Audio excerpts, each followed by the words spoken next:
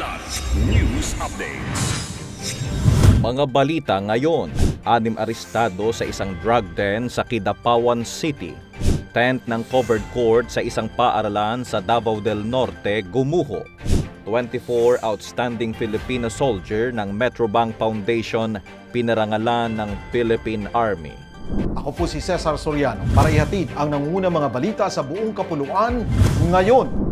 6 na drug personality ang naaresto ng pinagsanib na puwersa ng PDEA at PNP matapos salakayin ng isang drug den sa Labanon Subdivision, Purok 6B, Chico Barangay, Lanao, Kidapawan City. Kinilala ang mga sospek sa mga alias na Pepay, ang itinuturong maintainer ng drug den kasama sina Nathan, Christian, John Ray, EJ at Jeff. Bukod sa pagkakaaresto, nakumpiska rin ang ilang hinihinalang illegal na droga at mga drug paraphernalia. Nasa kustodiya na ng PDEA RO12 ang mga sospek at sasampahan ng kasong paglabag sa Article 2 ng Republic Act 9165 o ang Comprehensive Dangerous Drugs Act of 2002.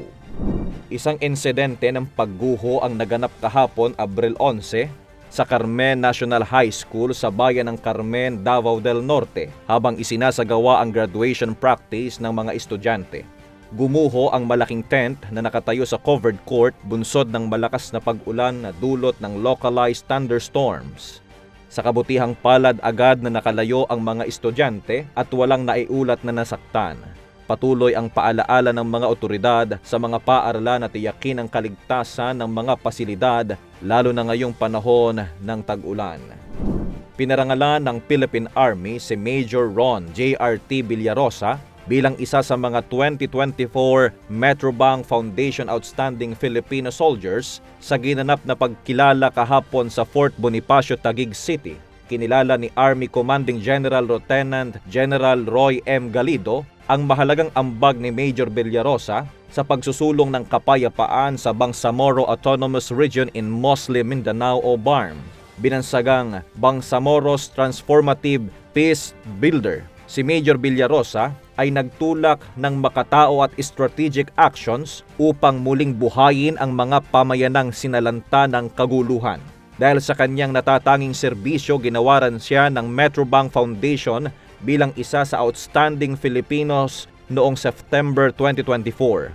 Ang kanyang masusing pamamaraan sa pagbibigay ng pangmatagalang kapayapaan at pag-unlad ay nagsilbing inspirasyon sa marami at patunay na ang tunay na bayani ay hindi lang lumalaban sa digmaan kundi tumutulong ding maghilom at magtayo ng mas matibay na kinabukasan. Para sa Kidlat News Channel, ito si JP Adaw, nag-uulat. Ako po si Cesar Soriano, kasama nyo sa bawat pagputo ng balita.